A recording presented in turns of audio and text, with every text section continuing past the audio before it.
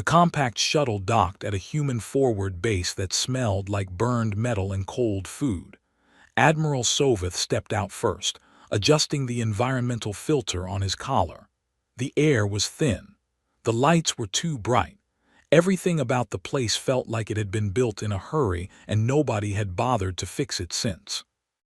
Rail followed close behind, clutching a data tablet to his chest.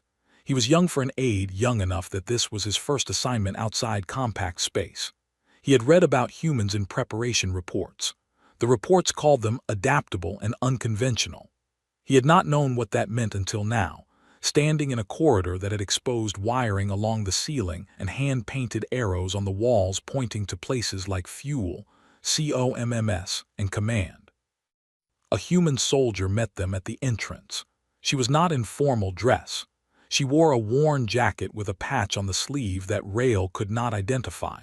She told them her name was Dara and that she was the field commander of this sector. She said it the way someone says their own name when they are tired of saying it. Soveth had expected a formal greeting, a ceremony perhaps. In his 30 years with the Compact Observer Corps, every species had offered some form of it, a salute, a ritual phrase, an exchange of flags. Dara offered none of those things. She handed him a cup of something warm and started walking. "You'll want to see the operations room," she said, not looking back. Soveth followed. He told himself this was simply a cultural difference. The operations room was large and loud. Screens covered every wall. Humans moved between stations without stopping, talking over each other in short, clipped sentences. Rail stood at the edge of the room and watched with wide eyes. On the screens were maps, but not the kind Soveth was used to. There were no colored front lines, no designated engagement zones, no markers showing where each side had agreed to meet. Instead, the maps showed supply routes, fuel depots, communication towers, and transit corridors deep inside Volkai-held territory. "Where is your front line?" Soveth asked. Dara looked at the screens, then back at him. "We don't use those." Soveth waited for her to elaborate. She did not. She turned back to a human beside her who was showing her something on a smaller screen.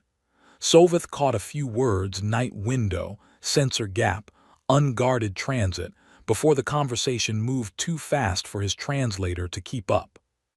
Rail stepped close to Soveth and spoke quietly.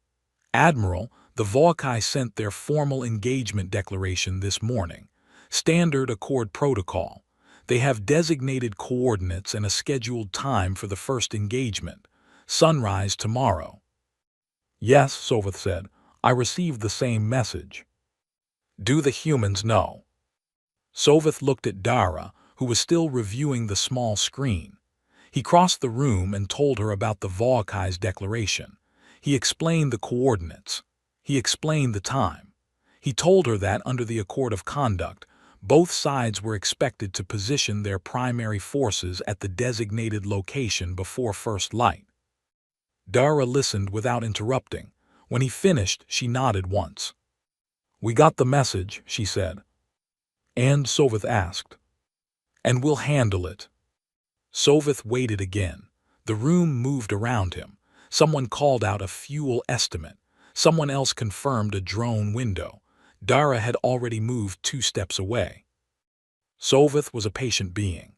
He had observed wars between species who communicated entirely in color and species who took 6 hours to finish a single sentence. He knew how to wait, but something about this room made him uneasy in a way he could not name. It was not chaos. That was the problem. It looked like chaos, but every person in this room was moving with purpose. Nobody was panicking. Nobody was confused. They were all doing something, he just could not tell what. He looked at the screens again, the supply depot map, the fuel storage locations, the communication towers behind Volkai lines. He asked Rail quietly, "What do you think they are planning?"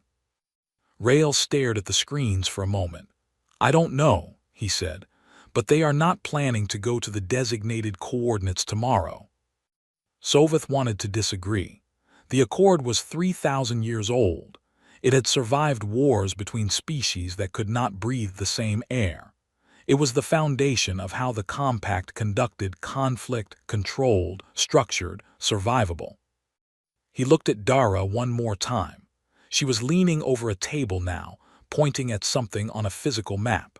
Her finger traced a route that went nowhere near the designated engagement zone. Two officers beside her were nodding. Soveth made a note in his official log. He wrote that the human command structure appeared informal but functional. He wrote that communications were rapid and coordination seemed high. He wrote that their tactical planning was ongoing. He paused before writing the last line. Then he wrote, "First engagement expected tomorrow at designated coordinates per Volkai declaration. Human response to declaration unclear." He closed the log. Across the room, Dara straightened up, looked at the wall of screens, and said 2 words to the room. The room shifted immediately. New coordinates appeared on the central screen, not the engagement zone, something else, something much further behind the Volkai position.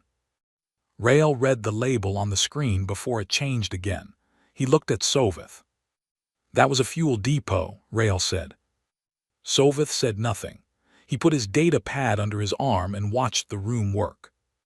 Outside, through the base's single narrow window, the sky was turning dark. The Volkai were preparing for a proper morning battle at agreed coordinates. They were cleaning weapons, arranging formations, following 3,000 years of tradition. Nobody in this room was doing any of that. The message from the Volkai came at exactly the time their protocols required, 12 hours before the scheduled engagement. It was formal, polished, and followed every tradition of the Accord of Conduct down to the final punctuation. It named the coordinates. It named the hour. It confirmed the number of units each side would field in the first engagement. It even included a traditional phrase of respect, which Rael translated as something close to, "May the better force prevail with honor." Captain Burris read it at his station, leaned back and said, "Nice of them to remind us where they won't be tonight." Rael heard this from across the room and did not understand it. He wrote it down anyway. Soveth had spent the night reviewing compact law, not the Accord of Conduct.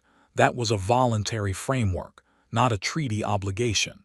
He had known this technically for years, but it had never mattered before because every species that joined the compact had voluntarily adopted the accord within their first decade of membership. It was simply what civilized species did. Humanity had been members for 11 years. He found the relevant section of the membership treaty just before dawn. He read it 3 times. He sat with it for a long time. Then he went to find Dara. She was in a side room with 2 other officers, looking at a physical model of a structure built from what appeared to be food containers and spare parts.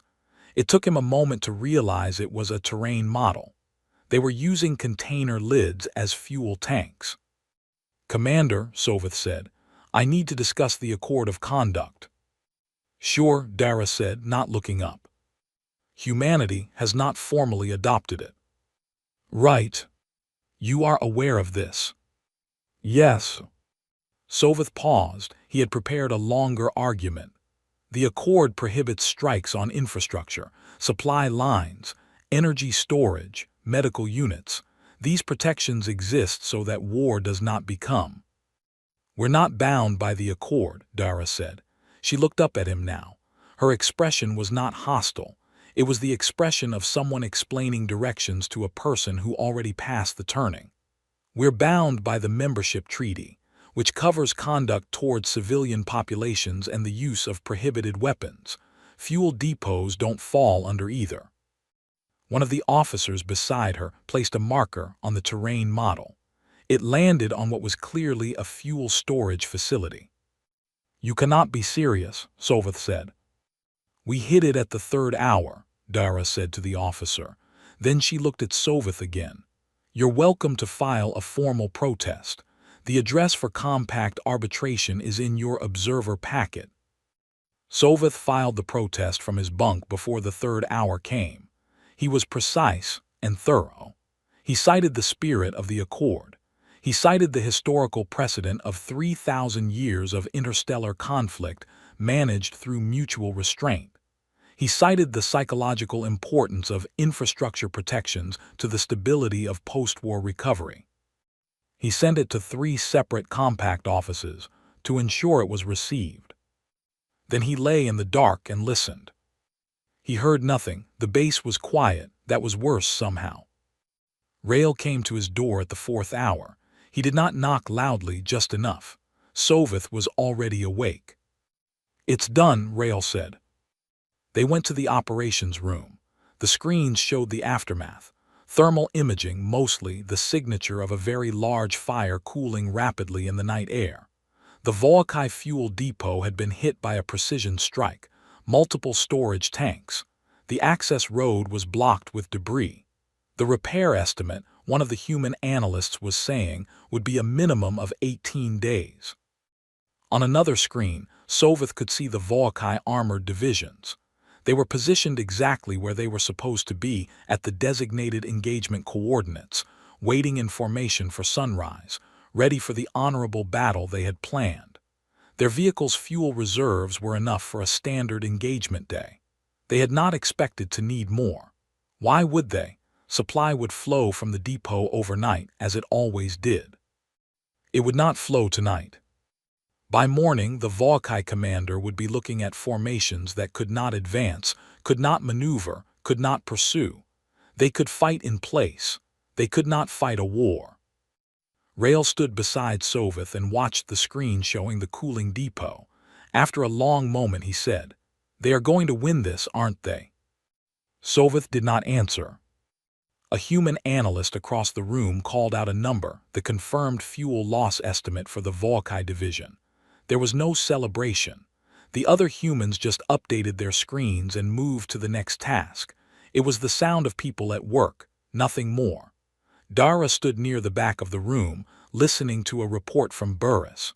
She nodded twice and approved something he could not hear. Soveth had observed 14 wars in his career. He had watched species fight savagely and beautifully. He had seen species bring medics to the field because the accord required it, and he had seen species build hospitals at front-line edges so both sides could be treated. He had always believed that the accord made species more than they would otherwise be, that it lifted war from a pure act of destruction into something with limits, something that left space for what came after. He looked at the thermal image of the depot, already dark, already cold. He thought about what Dara had said. The membership treaty covered civilian populations and prohibited weapons. Everything else was simply war. He pulled up the Accord of Conduct document on his tablet. He read the list of signatories. Every species in the compact was on it. Their signatures spanned 3,000 years. Humanity's name was not there. He had known this since last night. Seeing it again did not make it easier. There was a tradition among the Volkai that Rail had read about during his briefings. When two sides were deep in a campaign and both had taken losses, there came a moment, always exactly at midday on the 7th day, when all weapons went silent. It was called the speaking hour by some species, the breath by others. The compact had formalized it long ago into the halting hour, 60 minutes. No movement of forces, no strikes, no transmissions of tactical data. A pause that every species used differently, some to pray, some to retrieve their dead, some simply to rest. Rail had thought it was one of the most civilized things the galaxy had ever agreed upon. The 7th day came. The Volkai broadcast the halting hour signal on all channels at exactly midday. It was a low, resonant tone that lasted 10 seconds, unmistakable to anyone who knew it. Soveth heard it from the operations room and felt something loosen slightly in his chest. He had been tense since the fuel depot strike 4 days ago. There had been 2 more strikes since then, a communications relay, and a forward ammunition transfer point that the humans had somehow located before it was even fully operational. Each one filed, each one technically within the boundaries of the membership treaty, each one making the Volkai's position a little harder to hold. But the halting hour was universal. Even the humans would stop. He found Dara near the main screen. "The halting hour has begun," he told her. "I trust your forces will observe it." Dara looked at him. "We'll observe it," she said. Soveth nodded. He went to a side room and sat down. He sent a brief message to the Compact Council updating them on the situation. He drank the rest of a cup of something the humans called field ration tea, which tasted like warm soil but was at least warm. He gave himself the 60 minutes. He thought about home. He thought about the report he would have to write at the end of all this. Rael appeared at the doorway at the 40-minute mark. His expression was careful, not alarmed but close. "You should see something," Rael said. Soveth followed him back to the operations room. The screens were running. The humans at the stations were working quietly, watching data streams without speaking much. There was an energy in the room that Soveth had learned to recognize over the past week, focused and still, the way a held breath is still. On the main screen was a movement display. Hundreds of markers, human forces, all shifting slowly across the map. Not toward anything, not attacking, just moving. Soveth stared at the screen. The markers slid into new positions, spread wide across terrain the Volkai had been anchoring their defensive line against. No shots, no strikes, no signals, just movement, precise and continuous, filling in gaps and angles like water finding the shape of a container. "They are repositioning," Soveth said. "During the halting hour," Rael said. Soveth turned to the nearest human officer. "The Accord of Conduct prohibits force repositioning during the halting hour. It is a fundamental part of the tradition. Both sides remain in place." The officer looked at him without hostility. "We're not attacking anyone, Admiral, and we're not bound by the Accord." Soveth looked back at the screen. The markers continued to move. They were not violating the cease of fire. Not a single weapon was discharged. Not a single strike authorized. They were simply walking, quietly, during a period when the Volkai expected stillness, into positions that had not existed an hour ago. Dara came to stand beside him. She watched the screen as well. "The halting hour says stop fighting," she said. "We stopped fighting. It doesn't say stop moving." "The purpose of the halting hour," Soveth began. "The purpose of the halting hour, as written in the Accord, is to allow both sides to pause hostilities," Dara said. She was not reading from anything. She had clearly read it herself at some point. "We paused hostilities. Our soldiers are walking, not fighting." Soveth said nothing. On the screen, the last of the repositioning markers settled into their new locations. The halting hour tone, the signal for resumption, sounded across all channels at exactly 60 minutes, as it always did. On the Volkai side of the map, formations that had been secure an hour ago were now facing threats on three sides. Not from a new attack. From forces that had simply walked there while the Volkai stood still and observed a tradition. Rael watched the screen for a long time, then he said, "They read the rules." Soveth looked at him. "The humans," Rael said. "They read the rules very carefully. They found everything the rules do not say." He paused. "We have been following what the Accord means. They are following what it says." Soveth turned back to the screen. The Volkai commander's signal traffic was already spiking.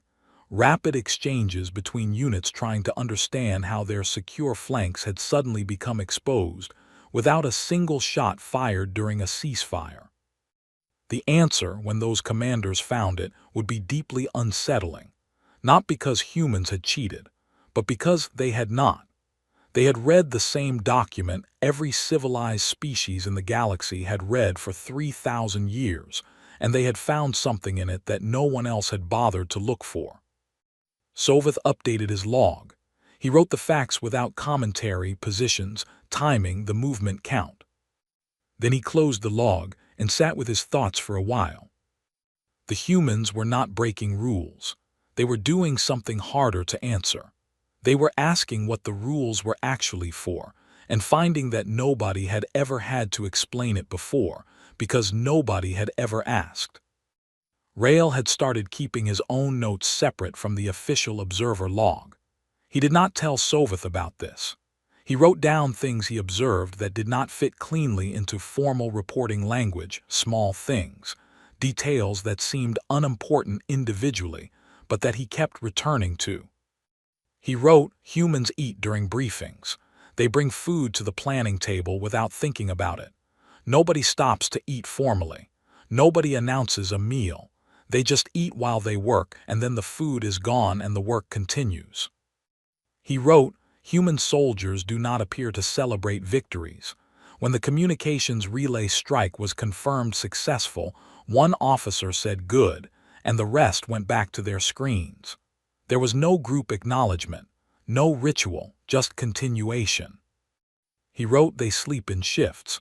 The operations room is never empty. Someone is always watching. He was still adding to his notes on the morning of day 19, when Soveth came to him with a different energy than usual, tight and deliberate, like a person who had made a decision and was not entirely comfortable with it. I am going to speak to Commander Dara, Soveth said. I want you to witness it. They found her in the operations room, which was where they always found her. She was reviewing a logistics report with Burris. Soveth waited for a pause and then spoke. I want to tell you what the Voakai High Command sent to the Compact Council this morning, he said. Dara looked at him. All right. They have filed a formal complaint. They are calling your methods dishonorable. They say you are conducting a campaign without structure, without defined fronts, without the courtesy of predictability. They say their commanders cannot plan because human forces behave in ways that have no precedent in any recorded conflict. Soveth paused. They used the word monstrous.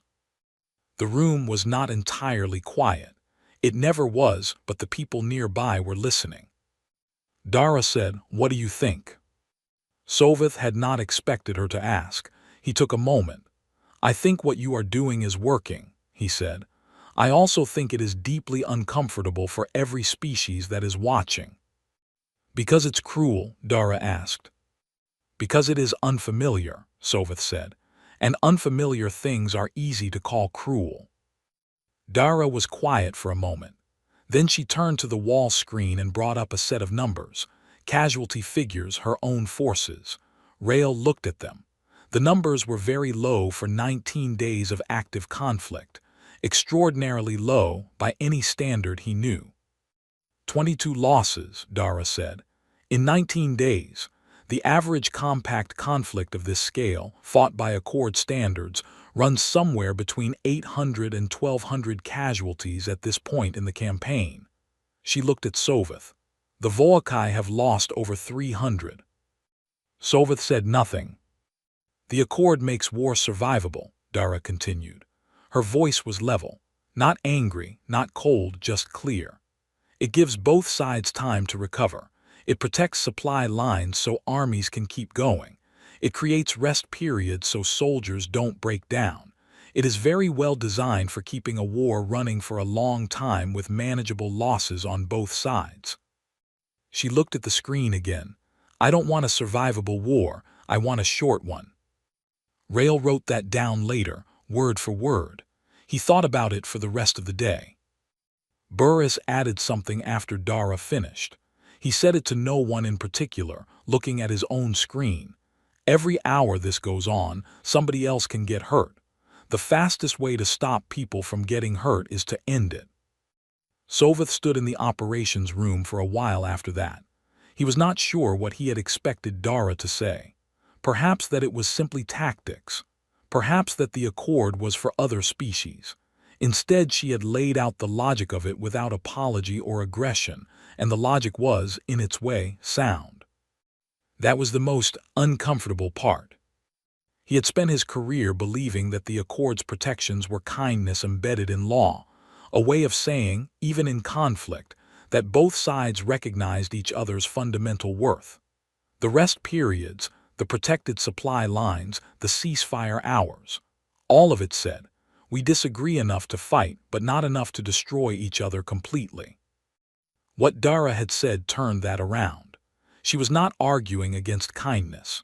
She was arguing that prolonging the destruction was its own form of cruelty, that every day of honorable war was another day of suffering extended by mutual agreement. He did not know, standing there, which framing was right. He suspected there was not a clean answer. The Volkai sent another message to the compact that afternoon, this one requesting a formal observer inquiry into human methods. The compact noted the request and told them it would be reviewed, which, Rael had learned, meant it would be filed in a place where it would wait for a long time. Dara received the information about the inquiry request when Soveth passed it to her. She nodded. She turned to Burris. She asked him about the status of a supply interception that had been planned for the following night. Burris told her the window was still viable. She told him to proceed. Rael watched her move back to the map. He thought about the Volkai complaint, the word they had used, monstrous. He looked at Dara. She was pointing at a position on the map. She was asking a question about timing. She looked like a person doing a job. He wrote one more line in his notes. I do not think they are monsters. I think they are very serious about finishing things. The peace request came on day 26, not from a junior officer, not from a diplomatic relay. It came directly from Tarvo, elder commander of the Volkai Third Coalition, a figure whose name Rael recognized from the briefing files. Tarvo had led forces in 6 compact conflicts. He had won 4 of them. He was, by every account available, a careful and formidable commander who had never requested terms before the 40th day of any campaign. He was requesting them now on day 26, and the message was brief. The Volkai wished to discuss cessation of hostilities. No conditions stated, no demands attached, just the request signed with Tarvo's personal mark. Dara read the message, set it on the table, and sent it to General Yun's office without comment. Authorization came back inside an hour. Proceed with dialogue. Dara was named the human negotiator. The meeting took place on a neutral orbital platform, a small compact station maintained precisely for this kind of exchange. Soveth was present as the official compact observer. Rael sat beside him. Dara arrived with Burris and 1 other officer. Tarvo arrived with 2 aides. Rael looked at Tarvo when he entered. The Volkai elder was large, even by Volkai standards, broad across the shoulders, with a pattern of dark markings along his neck that Rael had read indicated senior rank. He moved slowly but not weakly. He sat across the table from Dara and folded his hands and was still. The formal portions took less than 2 hours. Both sides had reviewed acceptable terms through their chains of command before arriving. There was no significant disagreement on boundaries, resource access, or the status of contested regions. The Volkai accepted conditions that would have been unthinkable at the start, but Rael had studied enough military history to understand that this was what happened when logistics collapsed. Tarvo's ground forces could hold positions. They could not sustain a campaign. Without resupply, without reliable communication, without the ability to predict where the next threat would come from, the coherent fighting force Tarvo had built over years had been reduced to disconnected units making independent decisions. It was not defeat by force. It was defeat by disruption. When the documents were signed, Soveth moved to close the formal session. But Tarvo spoke. I have one question, he said. His translator produced a calm, measured voice, not bitter, not angry, genuinely asking. Dara looked at him. Did you feel no shame? Tarvo said. The room was quiet. Not the quiet of tension, but the quiet of a question that had weight. Dara did not answer quickly. She sat with it. Rael noticed this, that she did not dismiss it, did not reach immediately for a response. She actually thought about it. I felt responsible, she said finally, for every person behind me. Shame is what you feel when you have done something wrong by a standard you believe in. I don't believe the standards that would make what I did wrong. I believe in bringing my people home. Tarvo was quiet for a moment. In our tradition, he said, A commander who cannot be predicted cannot be trusted. A war without structure is not war, it is disaster. In hours, Dara said. A war that lasts longer than it has to is its own kind of disaster. Tarvo looked at her for a long time. Then he said something that surprised Rael. He said, "I do not think you are cruel. I think we were not ready for you." Dara nodded once. "We weren't ready for most of you either when we first came out here." Tarvo seemed to consider this. He rose, straightened, and made a short formal gesture, the Volkai acknowledgement of a concluded matter. Then he left with his aides without further ceremony. On the shuttle back, Rael sat across from Sovith and thought about what he had just seen. The war had lasted 26 days. The previous shortest conflict in compact records, a border dispute between the Selani and the Arath, had lasted 4 months and still had not resolved as cleanly as this. "He wasn't angry," Rael said. "No," Sovith agreed. "He just wanted to understand." Sovith looked out the small shuttle window.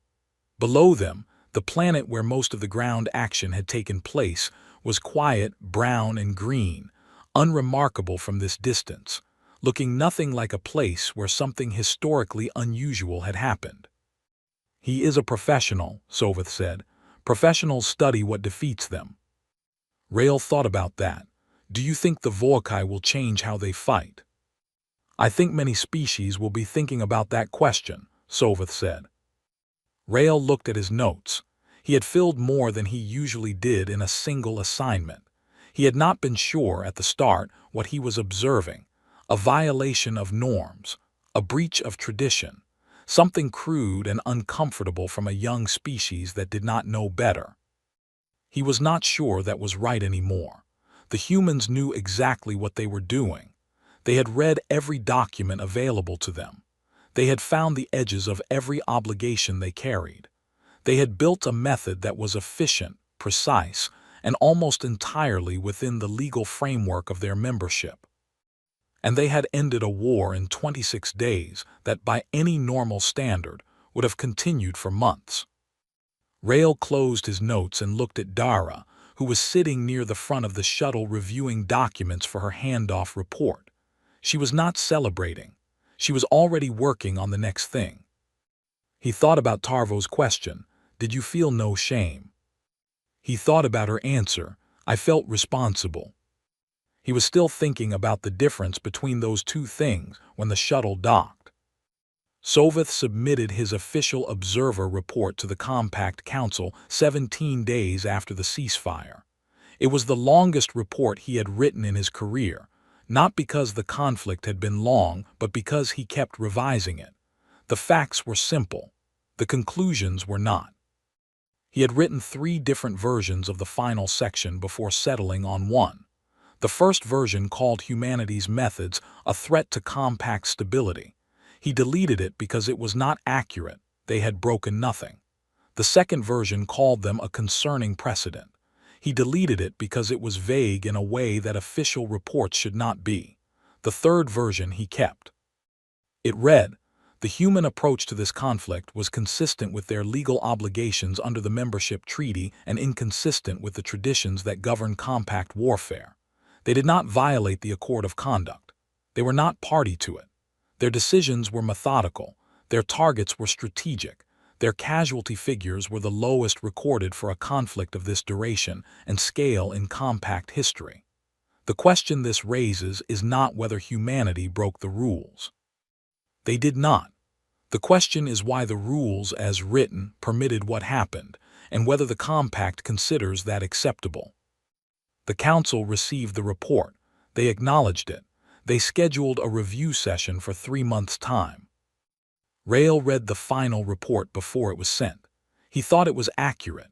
He also thought it would produce very little change in the short term, because the compact moved slowly and the question Sovith had raised was one that powerful member species would not want to answer too quickly. The Accord of Conduct was voluntary. Making it mandatory would require a majority vote. Species that had ever fought anyone and won by unconventional means, There were more of them than the traditions like to acknowledge, would be reluctant to close that option permanently. The compact would talk about it. That was what the compact was very good at. On the question of humanity specifically, the Council's informal position was already clear before the report arrived. Humanity was too useful to sanction and too careful to expel. They had committed no crime. They had fought and won a war faster than any member species in living memory, with fewer losses than anyone had thought possible. 3 separate compact members had already submitted quiet requests to consult with human military advisors. 2 of those were species that had criticized human methods publicly. Rail noted this without saying it aloud. He and Soveth returned to the Compact's regional headquarters aboard a transport that took 11 days. They did not talk much about the assignment during the journey.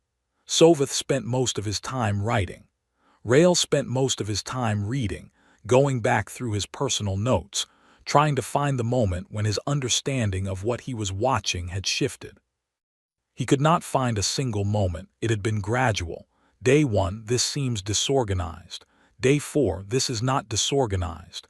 Day 10, I do not know what framework applies here. Day 19, I think no existing framework applies here. Day 26, I think that was always true and we assumed otherwise. On the 9th day of the return journey, Soveth came to find him in the small common room and sat across from him. Rail, he said, if someone asks you, a colleague, a family member, anyone, what humans are like in conflict, what will you tell them? Rail thought about it seriously. He looked at his notes. He thought about Dara eating during briefings and never celebrating and going straight to the next report on the shuttle home. He thought about Burris saying, every hour this goes on, somebody can get hurt.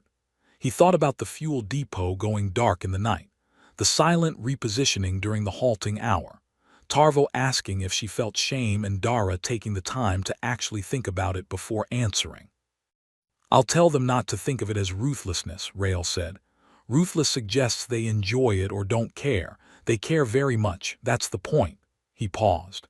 They care so much about the outcome that nothing between start and finish feels sacred to them. Not traditions, not ceremonies, not the way it's always been done. Only the ending matters, only the cost matters. Soveth considered this. That is well put. You should use it in the next report, Rail said.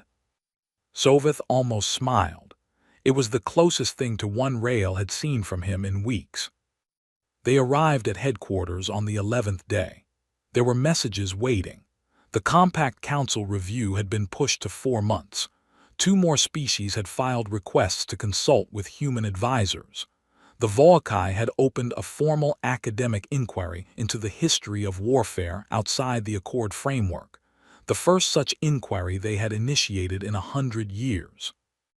And the humans were already back home. Dara had been reassigned to a training post, according to the public roster. Burris had returned to Logistics Command. General Yun had given a brief statement to the Compact press office. The statement said, "The conflict was concluded satisfactorily, and we hope for productive relations with the Volkai going forward." No monuments, no public celebrations, no speeches about honor or sacrifice or the glory of the campaign. Just a statement, filed promptly, and then the business of the next thing. Rail filed his personal notes in the archive under his own name. He labeled the folder, First Human War Observations. He thought that was enough. He thought someone, eventually, would find it useful. Then he went to get something to eat and started reading about the next assignment.